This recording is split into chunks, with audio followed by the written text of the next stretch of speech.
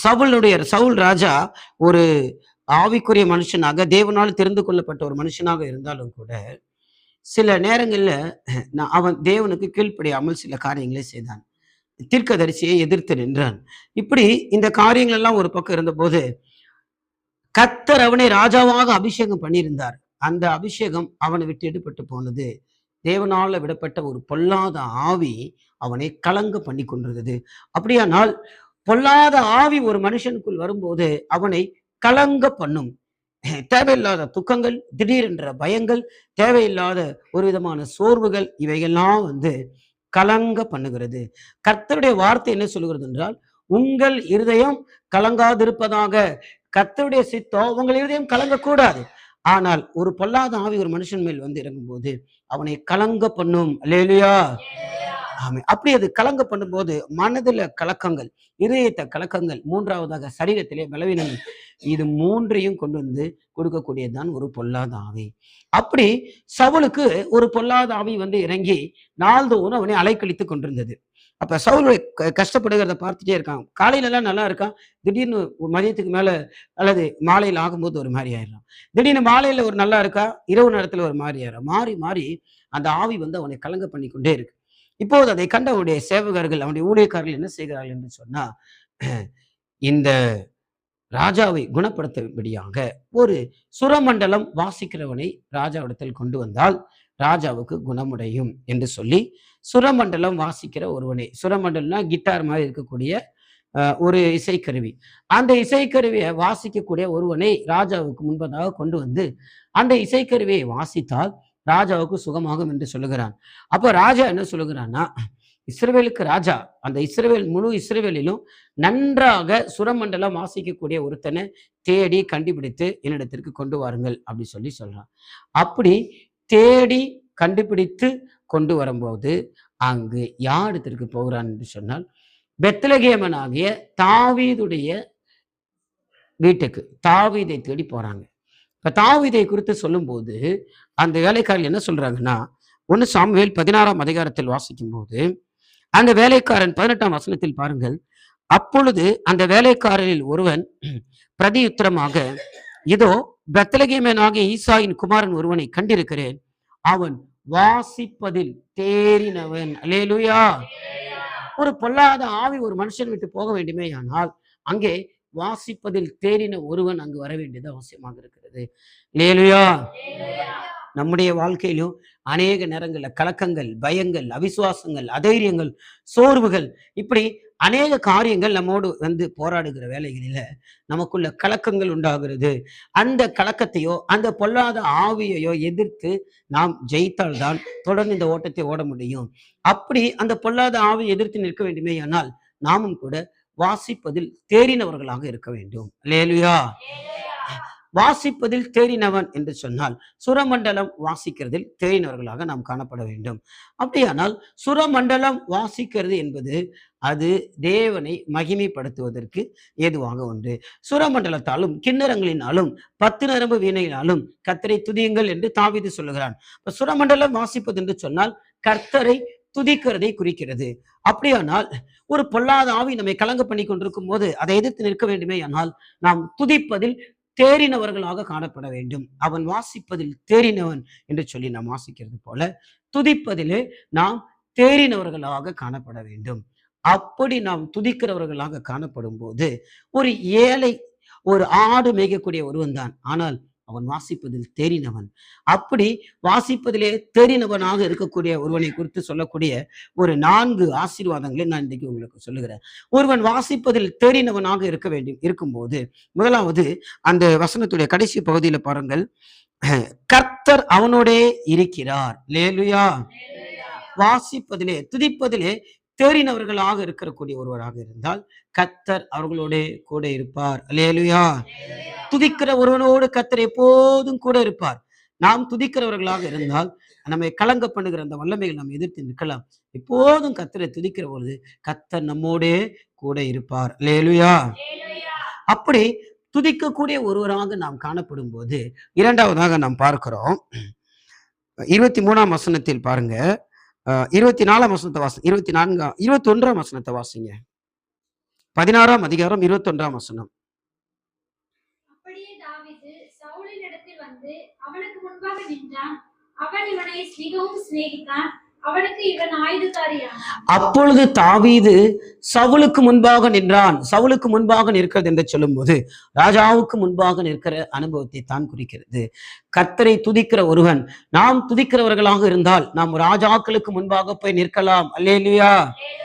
இந்த பூமியிலே உயர்ந்த ஸ்தானங்களில் உயர்ந்த மனிதர்களோடு கூட கர்த்தர் நம்மை கொண்டு போய் நிறுத்துவார்.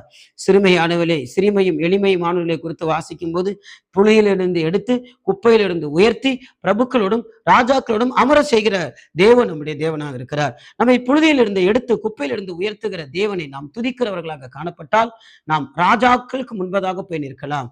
அதனுடைய முதலாவது அர்த்தம் என்று என்ன சொன்னால், ராஜாக்களுக்கு முன்பதாக போய் நிற்கிறது என்று சொன்னால் இந்த பூமியிலே உயர்ந்த ஸ்தானங்களிலே கர்த்தர் நம்மை கொண்டு போய் நிறுத்துவார்.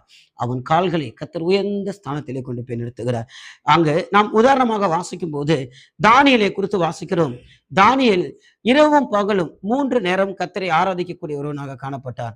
ஆனால் தானியேலுடைய காலத்துல தேவனை ஆராதிக்க கூடாதபடிக்கு ஒரு பெரிய தடை வந்தது. அங்கு பத்திரத்துக்கு கையெழுத்து போட்டாச்சு.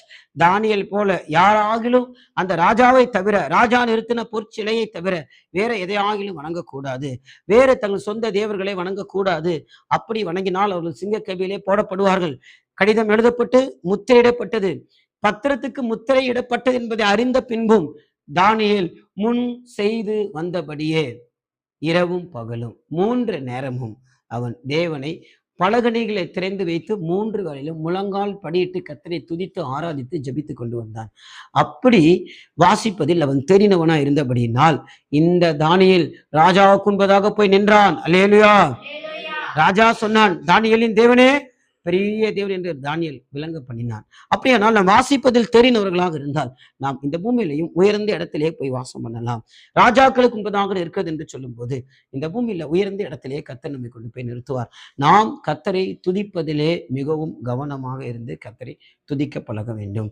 ஒரு தேவனுடைய பிள்ளை கர்த்தரை நன்றாக எந்த அளவுக்கு துதிக்கிறோமோ, துதிக்க துதிக்க துதிக்க நமக்கு விரோதமாய் கிரியை செய்கிற பொல்லாத ஆவி, நம்மை கலங்க பண்ணுகிற அந்த வல்லமைகள் எல்லாம் நம்மை விட்டு ஓடிப்போம். சுரமண்டலக்காரன் அந்த சுரமண்டலத்தை வாசிக்கும் போது, கர்த்தரை துதிக்கும் போது முதலாவது பொல்லாத ஆவி அங்கு அவளை விட்டு விலகுகிறது. அவன் ராஜாவுக்கு முன்பதாக போய் நிற்கிறான். கர்த்தர் அவனோடு கூட இருக்கிறார். அப்ப ராஜாவுக்கும் சிங்க கபியிலே போக நேர்ந்தாலும் கூட சிங்கங்கள் நம்மை சேதப்படுத்த முடியாது. அப்படி கர்த்தரை நாம் துதிக்கிறவர்களாக காணப்பட வேண்டும். மூன்றாவதாக, முதலாவது பார்த்தோம் கர்த்தர் அவனோடு கூட இருப்பார். நாம் வாசிப்பதில் தெரிந்தவர்களாக இருந்தால் கர்த்தர் நம்மோடு கூட இருப்பார். இரண்டாவது, நாம் ராஜாவுக்கு முன்பதாக போய் நிற்கலாம். இந்த பூமியிலே உயர்ந்த ஸ்தானங்களிலே கர்த்தர் நம்மை கொண்டு போய் நிறுத்துவார். மேன்மக்களோடு கூட நம்மை கொண்டு போய் நிறுத்துவார். தகுதியில்லாத நம்மை மேன்மக்களோடு கூட நிறுத்துவார். மேன்மக்களோடு கூட கர்த்தர் நம்மை கொண்டு போய் நிறுத்துவார். மூன்றாவது, நாம் கர்த்தரை துதிக்கிறவர்களாக காணப்பட்டால், கர்த்தரை துதிக்கிற ஒரு மனுஷன்தான் வாசிப்பதில் தேறின ஒருவன் தேவனுடைய மனதையே மாற்றக்கூடிய வல்லமை உள்ளவனாக இருக்கிறார். பாருங்க, சவுல் மேல ஒரு பொல்லாத ஆவி வந்துச்சு. அந்த பொல்லாத ஆவி எங்கிருந்து வந்துச்சு? சவுலை கலங்க பண்ண ஒரு பொல்லாத ஆவி எங்க இருந்துச்சு? கர்த்தரால விடப்பட்டது. தேவன் தான் அந்த ஆவியை அனுப்புறார். அப்படின்னா தேவனுடைய மனது என்ன? இவன் எனக்கு கீழ்ப்படியவில்லை, இவன் பயங்கர பெருமை உள்ளவனா இருக்கிறான், இவன் ராஜாவாக நான் அபிஷேகித்தேன், ஆனால் இவன் தாழ்மை உள்ளவனா இருக்கல, அதனால உன்னை கலங்க பண்ணுட்டு என்று சொல்லி தேவனால் விடப்பட்டதுதான் பொல்லாத ஆவி. அப்ப தேவனுடைய மனது என்ன? இவன் கலங்கப்பட வேண்டும். அந்த பொல்லாத ஆவி கையில ஒப்பு கொடுக்கிறார், இவன் கலங்கட்டும் அப்படின்னு சொல்லி. அப்படிப்பட்ட தேவனுடைய மனது தாவீது கிண்ணறம் வாசிக்கும் போது தேவனுடைய மனது மாறிடுது. பாருங்க, நாம் வாசிக்கும் போது 1 சாமுவேல் 16ஆம் அதிகாரம் 23ஆம் வசனத்தை வாசிப்போம். அப்படியே தேவனால் விடப்பட்ட ஆவி சவுலை பிடிக்கும்போது தாவீது சுரமண்டலத்தை எடுத்து தன் கையினால் வாசிப்பான். அதனாலே பொல்லாத ஆவி அவனை விட்டு நீங்க சவுல் ஆறுதல் அடைந்து சொஸ்தமாவான். சவுல் ஆறுதல் அடைந்து சொஸ்தமாவான். பொல்லாத ஆவி அவனை விட்டு நீங்கணும்னா கர்த்தர் அனுப்பின அந்த ஆவி அவனை விட்டு நீங்கணும்னா கர்த்தர் சொல்லணும், நீ போ அவனை விட்டு. கர்த்தர் அனுபவிச்சாதானே வெளியில போக முடியும். கர்த்தரை தாண்டி நம்ம என்ன துதிச்சாலும் முடியாதுல்ல. அப்ப இந்த தாவீது கிண்ணறம் இந்த தாவீது சுரமண்டலம் வாசிக்கும் போது தேவனுடைய மனதே மாறுது. வாசிப்பதில் தெரிந்தவர்களாக நாம் இருந்தோமானால் தேவனுடைய மனதை நம்ம மாற்ற முடியும். அவ்வளவு வல்லமை துதிக்கிறவனுக்கு இருக்கு. நாம் துதிக்கிறதிலே தெரிந்தவர்களாக காணப்பட வேண்டும். அப்படி நாம் கர்த்தரை துதித்தால் தேவனுடைய மனது மாறும். அப்பொழுது பொல்லாத ஆவி அவனை அலைக்கழித்துக் கொண்டிருந்தது. அந்த ஆவி அவனை விட்டு நீங்கி ஆறுதல் அடைந்து சொஸ்தமானான். அப்ப இதயத்துல ஒரு பெரிய சமாதானம், ஆறுதல் கிடைக்கும். மூன்றாவது, சரீரத்துல நல்ல சுகம் கிடைக்கும். ஆறுதல் அடைந்து சொஸ்தமாவான். கர்த்தர் அவனுக்கு சுகத்தை கொடுப்பார். கர்த்தர் அவனுக்கு ஆறுதல் கொடுப்பார். எது நிமித்தமாக? வாசிப்பதில் தேறின ஒருவன் இருந்தால் கர்த்தர் அந்த குடும்பத்தில் எல்லாருக்கும் சுகத்தை கொடுப்பார். நம்ம வீட்டுக்கு விரோதமா, நம்ம குடும்பத்துக்கு விரோதமா போராடுகிற ஒரு ஆவி நம்மை கலங்க பண்ணும்போது, வியாதியை கொண்டு வந்து, பலவீனத்தை கொண்டு வந்து கொடுத்து, நீ செத்துருவ, நீ அப்படி ஆயிருவ, இப்படி ஆயிரு, ஏதோ ஒரு விஷயத்தை நம்ம கூட பேசி நம்ம கலங்க பண்ணுகிற வேலையில நாம் கர்த்தரை துதித்தால், நம்மை கர்த்தரை துதித்தா என்ன ஆகும்? அந்த ஆவி நம்ம விட்டு ஓடி போகும். அல்லேலூயா. ஆறுதல் அடைந்து சுஸ்தம் அடைவோம். அல்லேலூயா. ஆறுதலும் சுகமும் நாம் வாசிப்பதில் தெரிந்தவர்களாக இருந்தால் ஆறுதலும் கிடைக்கும், சுகமும் கிடைக்கும். அல்லேலூயா. ஆமென்.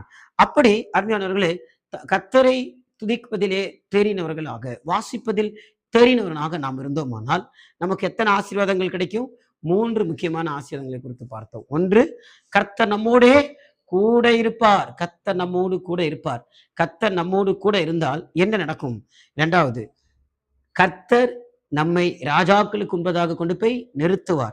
ஒரு ஏழை பையன், ஆடு மேய்க்கிறவன், தாய் தகப்பனே அவனை மறந்தார்கள். அவனை தேடி கண்டுபிடிச்சு கொண்டு வந்து ராஜாக்கு முன்பதாக நிறுத்துறார்கள். கர்த்தர் நம்மை தேடுவார். அல்லேலூயா. தேவனை தேடுகிற உணர்வுள்ளவன் உண்டோ? திறப்ப நிற்கிறவன் ஒருவன் உண்டோ? கர்த்தர் தேடுவார். தேடி கொண்டு போய் இந்த பூமியில உயர்ந்த ஸ்தானங்களே நம்மை கொண்டு போய் நிறுத்துவார். 3வது, நாம் வாசிப்பதில் தெரிந்தவர்களாக இருந்தோமானால் தேவனுடைய மனதையே மாற்றக்கூடிய வல்லமை நாம் நம்முடைய துதிகளிலே காணப்படுகிறது. அப்படி ஒரு தேவனுடைய பிள்ளை கர்த்தரை துதிக்கும் போது இப்படிப்பட்ட ஆசீர்வாதங்களை பெற்றுக்கொள்கிறோம். ஆனால் வாசிப்பதில் தெரிந்தவர்களாக நாம் துதிக்கும் போது நமக்கு விரோதமாக சில ஆவிகள் போராடத்தான் செய்யும். பாருங்க, ஒரு நாள் வழக்கம் போல 1 சாமுவேல் 18ஆம் அதிகாரம் 10ஆம் வசனத்தை வாசிங்க. மறுநாளிலே தேவனால் விடப்பட்ட பொல்லாத ஆவி சவுலின் மேல் இறங்கிச்சு. அவன் வீட்டிற்குள்ளே தீர்க்கதரிசனம் சொல்லிக் கொண்டிருந்தான். அப்பொழுது தாவீது தினந்தோறும் செய்கிறபடி தன் கையினால் சுரமண்டலத்தை வாசித்துக் கொண்டிருந்தான். சவுலின் கையிலே ஈட்டி இருந்தது. அல்லேலூயா. தாவீது தினந்தோறும் செய்கிறபடி. அப்ப ஒரு நாள் கூட கர்த்தரை துதிக்கிறத அவன் நிறுத்தல. அவன் வாசிப்பதில் தேறினவன். ஒரு நாள் கூட துதிக்கிறத நிறுத்தல. தினந்தோறும் செய்கிறபடி சுரமண்டலத்தை தன் கையில் எடுத்துக்கொண்டான். அப்ப நம்ம நல்லா ஜெபிச்சுட்டே இருப்போம். ஒரு நாள் கூட மிஸ் ஆகாம ஜெபித்து ஆண்டவரை துதித்துக் கொண்டிருக்கும் போது, அப்ப முதலாவது ராஜா கும்பதாக போய் நிற்கும் போது சவுல் பார்த்து, சவுல் தாவீதை மிகவும் அதிகமாய் நேசித்தான் இருக்கு. அந்த ஆவி இல்லாத நேரத்துல தாவீதை அதிகமா நேசிக்கிறான். அந்த ஆவி, பொல்லாத ஆவி சவுலுக்குள்ள வந்தோன்னே, நீ துதிச்சு சோத்திரம் பண்ணி என்ன இருக்க விடாம ஓட்டுறல்ல, உன்னை என்ன பண்றேன் பாரு. நீங்க நல்லா விளங்கிக் கொள்ளுங்க. நம்ம ஜெபிக்காம இருக்கிற வரைக்கும் ஒரு பிரச்சனை இல்ல. ஜெபித்து துதித்து ஆண்டவரை மகிமைப்படுத்துகிற வேலையில ஒரு ஆவி நம்மோடு கூட போராடும். நீ துதிச்சு சோத்திரம் பண்ணி என்ன ஓட்டுறியா? தாவீது கையில சுரமண்டலம் இருந்தது, சவுலின் கையில ஈட்டி இருந்தது. அந்த ஈட்டி எடுத்து அவனை சுவரோட குத்துன்னு சொல்லி 3 தரம் அந்த ஈட்டியை தூக்கி வீசுறான். ஆனா தாவீது தப்பினான். அதாவது, உனக்கு விரோதமாக உருவாக்கப்படும் எந்த ஆயுதமும் வாய்க்காது. கர்த்தரை துதிக்கிற ஒரு மனுஷன் வாசிப்பதில் தெரிந்தவனாக இருந்தால் கர்த்தர் அவனோடு கூட இருப்பார். மாந்திரிகமோ, பில்லி சூன்யமோ, பலவிதமான பிசாசின் கிரியைகளோ நாம் ஆண்டவரை துதிக்கும் போது, நீ துதிக்கிறதுனால என்னால இந்த வீட்டுக்குள்ள இருக்க முடியல, ஒன்ன தொட்டா இந்த வீட்டை நான் பிடிச்சிடலான்னு சொல்லி ஜபிக்கிறவங்களை, துதிக்கிறவங்களுக்கு விரதமாய் கிரியை செய்வான். அப்ப 3 தரம் அவன் ஈட்டி எறிகிறான். அப்ப ஆயுதம் உருவாயிருச்சு. இதான் ஆயுதம், ஈட்டி உருவாயிருச்சு. இப்ப சவுலுடைய கையில இருக்கு. இத பார்த்தாலும் தாவீது சுரமண்டலத்தை கீழே வைக்கல. சுரமண்டலம் வாசிக்கிறத நிறுத்தல. சவுலுடைய கையில ஈட்டியை பார்க்கிறான். ஆனாலும் சுரமண்டலத்தை கீழே போடவும் இல்லை, தாவீது ஓடவும் இல்லை. ஜெபிக்கிறதையோ துதிக்கிறதையோ வாசிப்பதில் தெரிந்தவனாக இருந்தால் எந்த சந்தர்ப்பத்திலையும் துதிப்பதை நிறுத்தல. பிரச்சனைகளை கண்டு, போராட்டத்தை கண்டு சோர்ந்து போகல.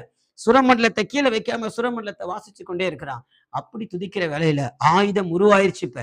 இப்ப யார் கையில இருக்கு? சவுலுடைய கையில இருக்கு. ஆயுதம் உருவாக்கப்பட்டு புறப்பட்டு வந்தது. ஆனால் உனக்கு விரோதமாக உருவாக்கப்படும் எந்த ஆயுதமும் என்ன நோக்கத்தோடு சவுலுடைய கையிலிருந்து புறப்பட்டு வந்ததோ அந்த நோக்கம் நிறைவேறல. தாவீது தப்பினான். அல்லேலூயா. அந்த நோக்கம் வாய்க்காதே போனது. ஒரு அல்லேலூயா சொல்லுவான். சத்தமா ஒரு அல்லேலூயா சொல்லுவான். கர்த்தரை துதிப்பவர்களுக்கு விரோதமாக சில வல்லமைகள் போராடலாம். ஆனாலும் அந்த நோக்கம் வாய்க்கவே வாய்க்காது. என்ன நடந்தாலும் சவுல் கையிலே ஈட்டி எடுத்துக் கொண்டிருக்கிறான். தாவீது கையிலே சுரமண்டலத்தை வைத்துக் கொண்டிருக்கிறான். தன் தினந்தோறும் செய்கிறபடி சுரமண்டலத்தை கையிலே வைத்துக் கொண்டிருந்தான். நீங்களும் நானும் தினந்தோறும் சுரமண்டலத்தை கையில் எடுத்துக்கொண்டு வாசிப்பதிலே தெரிந்தவர்களா இருக்க வேண்டும். பிசாசு சில நேரங்களில் ஈட்டி எடுத்து காமிக்கலாம். ஒரு வியாதி, ஒரு பலவீனம், ஒரு பிரச்சனை, ஒரு சோர்வு, இதெல்லாம் வந்த உடனே சுரமண்டலத்தை கீழே வச்சுட்டு ஓடிடுறோம். அது வாசிப்பதில் தெரிந்தவர்களுக்கு அடையாளம் இல்லை. அருமையானவர்களே, வாசிப்பதில் தெரிந்தவன் ஈட்டி கண்டாலும் சுரமண்டலத்தை கீழே வைக்க மாட்டான். அல்லேலூயா. அவன் தான் வாசிப்பதில் தெரிந்தவன். அப்படி இருந்தபோது கர்த்தர் அவனோடு கூட இருந்தார். ஆயுதம் வாய்க்காதே போனது.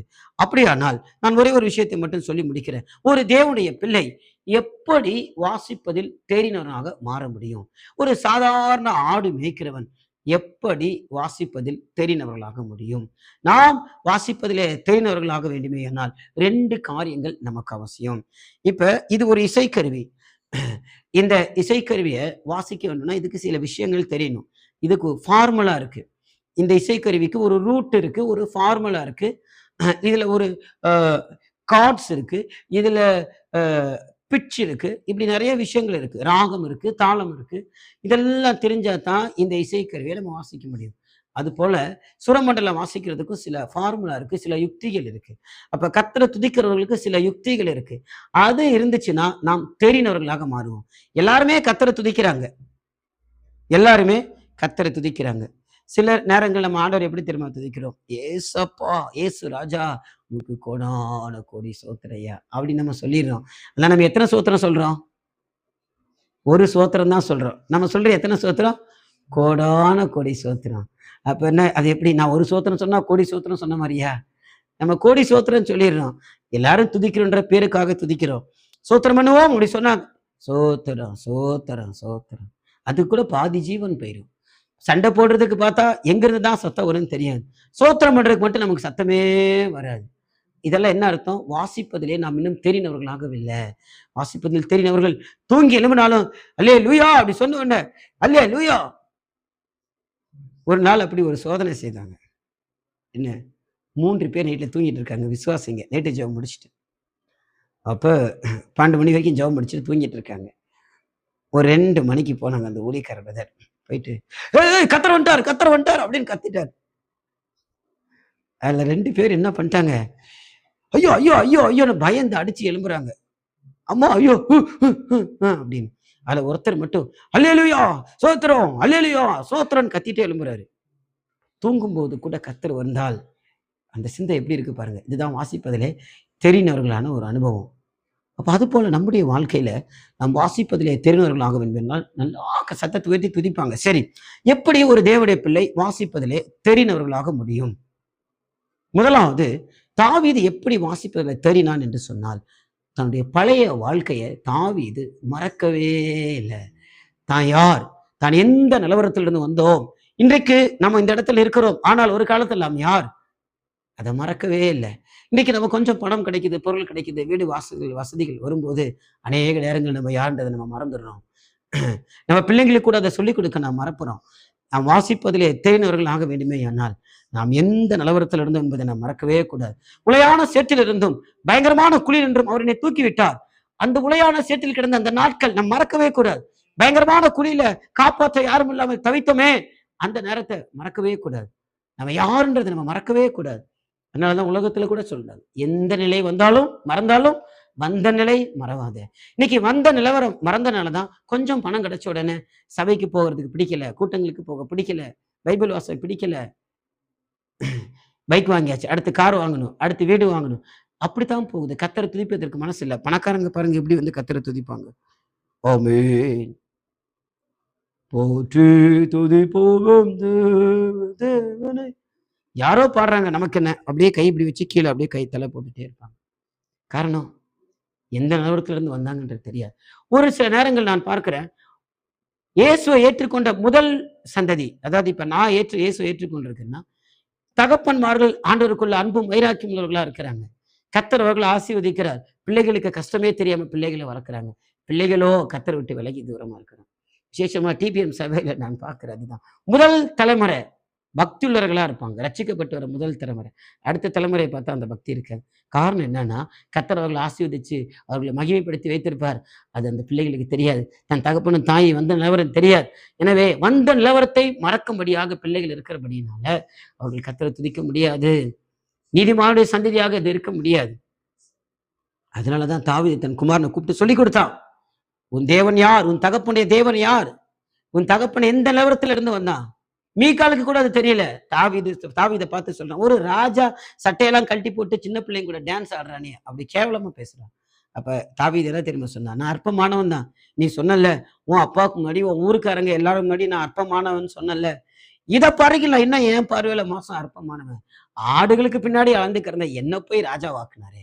அவன் ராஜாவோட சிங்காசனத்துல உட்கார்ந்து இருந்தாலும் அந்த ஆட்டு கூட்டத்தில் நடந்ததை அவன் மறக்கவே இல்லை. எல்லாரும் வந்து அவனை கும்பிடுறாங்க, ஆனா அவனுக்கு அது விஷயமாவே தெரியல. அல்லேலூயா. சவுல் ராஜாவாகிற வரைக்கும் ரொம்ப தாழ்மையா இருந்தான். ராஜாவானதுக்கு அப்புறம் நான் ராஜான்ற அதிகாரம் வந்துருச்சு.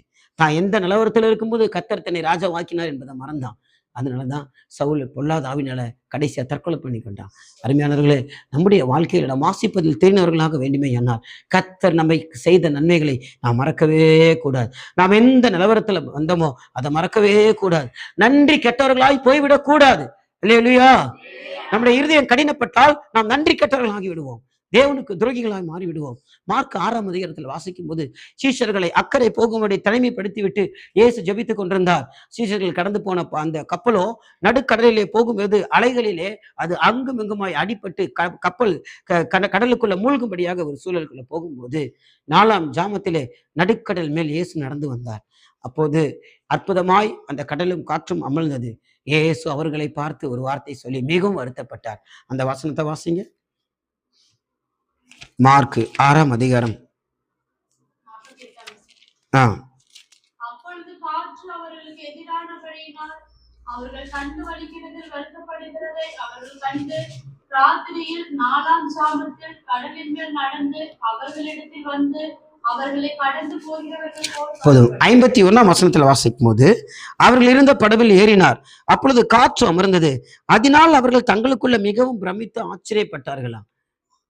ஐயோ, இவர் எப்படிப்பட்டவரோ, படகுல வந்த உடனே காற்றும் கடலும் அமிழ்ந்துருச்சேன்னு சொல்லி ரொம்ப ஆச்சரியப்பட்டாங்களாம். ஆனா இயேசு அவர்களை குறித்து ஆச்சரியப்பட்டார். நீங்க பைபிளை வாசிச்சு பார்த்தீங்கன்னா அந்த சம்பவம் நடக்கிறதுக்கு முன்னாடி தான் அங்க 5 அப்பம் 2 மீனை கொண்டு 5000 பேருக்கு மேல போஷிச்சிருப்பார். எப்படிரா ஒரு 5 அப்பம் 2 மீனை கொண்டு புருஷர்கள் மட்டும் 5000 பேரு, அவங்க பிள்ளைகள் மனைவிகள் அந்த குடும்பங்கள் அத்தனை பேருக்கு எப்படா இவர் போஷிக்க முடிந்தது? இவர் எவ்வளவு பெரியவர். ஆனா கொஞ்ச நேரத்துல அதை மறந்துட்டாங்க. அப்ப கர்த்தர் அவர்கள் அப்பங்களை குறித்து உணராது இருக்கிற அப்படின்னால் அவர்களை குறித்து மிகவும் விசனப்பட்டார், துக்கப்பட்டார். இன்னும் நாம் வாசிக்கும் போது 19ஆம் வசனம், மார்க் 8ஆம் அதிகாரம் 19ஆம் வசனத்தை வாசிங்க. 19, 20, 21. நான் 5 அப்பங்களை 5000 பேருக்கு பங்கிட்ட போது மீதியான துணிக்கைகளை எத்தனை கூடை நிறைய எடுத்தீர்கள் என்று கேட்டார். 12 என்றார்கள். நான் 7 அப்பங்களை 4000 பேருக்கு பங்கிட்ட போது மீதியான துணிக்கைகளை எத்தனை கூடை நிறைய எடுத்தீர்கள் என்று கேட்டார். 7 என்றார்கள். அப்படியானால் நீங்கள் உணராதிருக்கிறது எப்படி என்றார். அப்படியானால் நீங்கள் உணராது இருக்கிறது எப்படி? அவர் உணராதனால கர்த்தர் அவங்களை பார்த்து கேட்கிறாரு. இயேசு அதை அறிந்து உங்களிடத்தில் அப்பங்கள் இல்லாதபடினால் நீங்கள் யோசனை பண்ணுகிறது என்ன? இன்னும் சிந்தியாமலும் உணராமலும் இருக்கிறீர்களா? 17ஆம் வசனத்துல பாருங்க, இன்னும் சிந்தியாமலும் உணராமலும் இருக்கிறீர்களா? இன்னும் உங்கள் இருதயம் கடினமா இருக்கிறதா? நமக்கு ஆண்டவரை துதிக்க முடியலன்னா, நமக்கு நன்றி உள்ள இருதயம் போச்சு, நாம் எந்த நிலவரத்திலிருந்து வந்தோம் என்பதை நாம் மறந்துட்டோம்னா நம்ம இருதயம் கடினப்பட்டு போவாருங்க. உணர்வில்லாத இருதயம் அவர் இருதல் அடைந்தது. அவர்கள் தேவனை அறிந்திருந்தும் தேவனை மகிமைப்படுத்தவும் இல்லை, ஸ்தோத்திரிக்கவும் இல்லை. தங்கள் சிந்தனையினால் வீணர் ஆனார்கள். அவர்கள் அதை சிந்திக்கவே இல்லை. கர்த்தர் தங்களை எப்படி கொண்டு வந்தார் என்பதை யோசிக்கவே இல்லை. எவ்வளவு அற்புதங்களை அடையாளங்களை கர்த்தர் வாழ்க்கையில செய்திருக்கிறார், அதை நினைச்சு பார்க்கவே இல்லை. நன்றி கெட்டவர்களா இருக்கிறார்கள். அருமையானவர்களே, ஒரு தேவனுடைய பிள்ளை வாசிப்பதில் தெரிந்தவர்களாக வேண்டுமே ஆனால் கர்த்தர் தனக்கு செய்த நன்மைகளை மறக்கவே கூடாது. தாவீது அதனாலதான் சொல்றான், என் ஆத்துமாவே, நீங்க சொல்லுங்க, என் ஆத்துமாவே, அப்புறம் கர்த்தரை ஸ்தோத்திரி, என் முழு உள்ளமே, என் ஆத்துமாவே, அப்புறம் அவர் செய்த. மறந்தால் நீ ஜபிக்க முடியாது, நீ துதிக்க முடியாது, நீ இருதய கடினம் உள்ளவன், நீ ஒரு நன்றி கட்டவன், நீ மறக்க கூடாது. அவன் செய்த சகல உபகாரங்களையும் மறக்காத. அவன் தான் வாசிப்பதில் தேறினவன் ஆக முடியும். அல்லேலூயா. பிசாசு அவனை கண்டு நடங்குமாம். கர்த்தருக்கு செய்த நன்மைகளை நினைத்து நாம் நன்றி சொன்னால் அசுத்தாவி நம்மை விட்டு ஓடி போகுமா. அது அலைக்கழிக்க முடியாதாம். நாம் தேறினவர்களாய் மாறுவோம். அல்லேலூயா. இரண்டாவது, அவன் தாவீது எப்படி தேறினவனாய் மாறினான் என்று சொன்னால், விசுவாசித்து அவன் அறிக்கை செய்கிறவனாய் இருந்தான். விசுவாச அறிக்கை செய்ய நன்றி உள்ளவர்களாய் கர்த்தரை துதிக்க வேண்டும். இரண்டாவது, விசுவாசித்து நாம் அறிக்கை செய்தால் நாம் தேறினவர்களாக மாறலாம். தாவீது சொல்றான் பாருங்க, ஒரு பக்கம் கர்த்தர் கடந்து வந்த தன்னை நடத்தின விதங்கள்லாம் நினைத்து நன்றி சொல்கிறான். இன்னொரு பக்கம் தனக்கு முன்பதாக இருக்கிற எதிர்காலம், நாளைக்கு என்ன செய்வோம் அப்படின்ற சந்தேகம் வரும்போது, நான் மரண இருளின் பள்ளத்தாக்கில் நடக்க நேர்ந்தாலும் பொல்லாப்புக்கு பயப்படேன், தேவரீர் என்னோடு கூட இருக்கிறீர், உடைய கோலும் தடியும் என்னை தேற்றும் என்று சொல்லி விசுவாசித்து கர்த்தரை துதித்தான். நன்றினால கர்த்தரை துதிக்க வேண்டும், விசுவாசித்து கர்த்தரை துதிக்க வேண்டும். இந்த நன்றியும் விசுவாசமும் நமக்கு இருந்தால் நாம் என்ன ஆகுவோம்? தெரிந்தவர்களாக மாறுவோம். அல்லேலூயா. இந்த நன்றியும் விசுவாசமும் நமக்கு இருந்தால் நாம் வாசிப்பதிலே தேறினவர்களாக மாறுவோம். அல்லேலூயா. ஆண்டவரை துதிப்பதிலே நாம் தேறினவர்களாக மாறுவோம். நமக்கு குறை உண்டாகாது. அல்லேலூயா. அப்படி இருந்தால் நம்மை கலங்க பண்ணி கொண்டிருக்கிற எல்லா பொல்லாத ஆவிகளும் நம்மை விட்டு ஓடி போகும். அல்லேலூயா. எனவே நாமும் கூட வாசிப்பதிலே தேறினவர்களாக மாற வேண்டும். அப்படி நாம் தேறினவர்கள் போது நமக்கு 3 விதமான ஆசீர்வாதங்கள் வருது. என்னெல்லாம் சொல்லுங்க? முதல்ல இருந்து நாம் வாசிப்பதில் தேறினவர்களாக இருந்தால் முதலாவது ஆசீர்வாதம் என்ன? கர்த்தர் நம்மோடு இருப்பார். இரண்டாவது ஆசீர்வாதம் என்ன? ராஜாக்களுக்கு முன்பதாக கர்த்தர் நம்மை கொண்டு போய் நிறுத்துவார். பூமியில உயர்ந்த ஸ்தானங்களிலே நம்மை நிறுத்துவார். மூன்றாவது, தேவனுடைய மனதே நாம் மாற்றக்கூடிய அதிகாரம் உள்ளவர்களாக இருப்போம். அல்லேலூயா. அந்த மிகுந்த மனத்தாழ்மையும் விசுவாசமும், ஆண்டவரே எனக்கு எந்த தகுதியும் இல்லை, நான் குப்பையிலிருந்து வந்தவன் ஆண்டவரே, அந்த தாழ்மையும் அந்த பழையதை மறக்காமல் இருக்கிற ஒரு அனுபவம் தான் நம்மை தேறினவர்களாக நிறுத்தும். நாம் ஒவ்வொருவரும் வாசிப்பதில் தேறினவர்களாக வேண்டும் என்பதே தேவனுடைய சித்தமாக இருக்கிறது.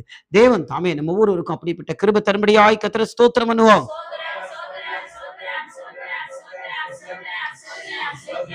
ஸ்தோத்திரம், ஸ்தோத்திரம், ஸ்தோத்திரம், ஸ்தோத்திரம், ஸ்தோத்திரம், ஸ்தோத்திரம், ஸ்தோத்திரம், ஸ்தோத்திரம், ஸ்தோத்திரம், ஸ்தோத்திரம்.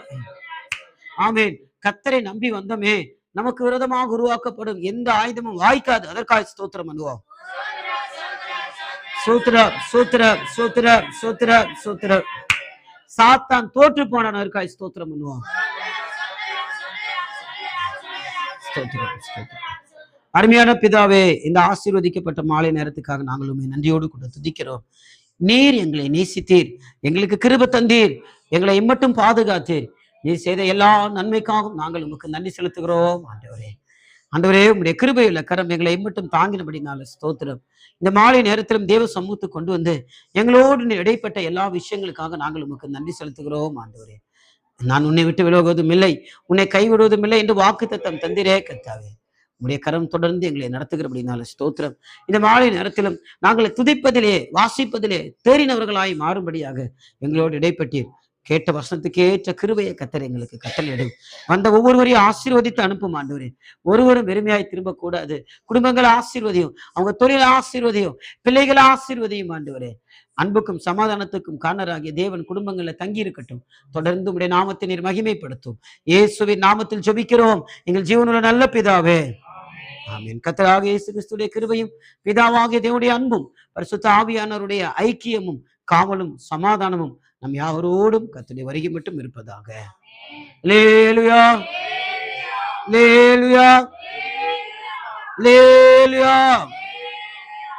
எல்லாரும் ஸ்தோத்திரம், ஸ்தோத்திரம், ஸ்தோத்திரம்.